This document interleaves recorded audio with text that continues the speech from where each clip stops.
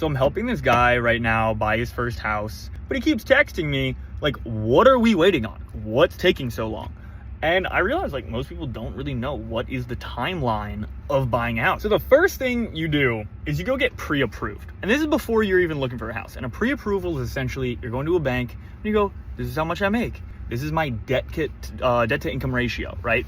And they'll give you broad generalization of how much they'd be willing to lend you. Okay, so let's fast forward a little bit. You found a house, you put in an offer, they accept it. A general closing from when you put in an offer to when you own the house is 30 to 45 days. But there's some stuff that happens in between that. The first 5 to 10 days is gonna be called your option period. And this is when you, as the buyer, are doing inspections. During this 5 to 10 day period, by the way, is when you can renegotiate or back out of the deal, no questions asked. Now, an example of renegotiation would be the roof is in disrepair.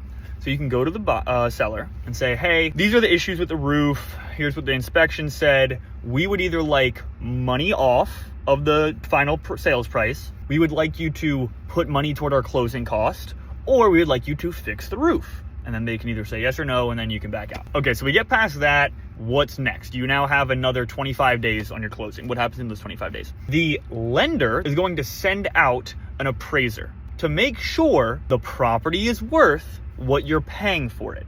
Also, while this is going on, the lender is going to start doing underwriting. Underwriting is essentially, they're going to deep dive into your life and make sure you are who you say you are and everything that you put on your application is true. Just make sure you're not trying to commit mortgage fraud, essentially. So yeah, the majority of the time that's during closing in that 30 to 45 days, it's the lender crossing their T's and dotting their I's, making sure that you are who you say you are. So I will say, work with an agent that's on the ball, because if you don't put your earnest money in at a certain time, you're technically in breach of contract. And if you're not getting those dates right, you can lose that money. Like, you can forfeit that money.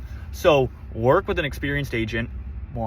And if you're looking to buy a house in Austin, shoot me a DM. I'd love to help you out.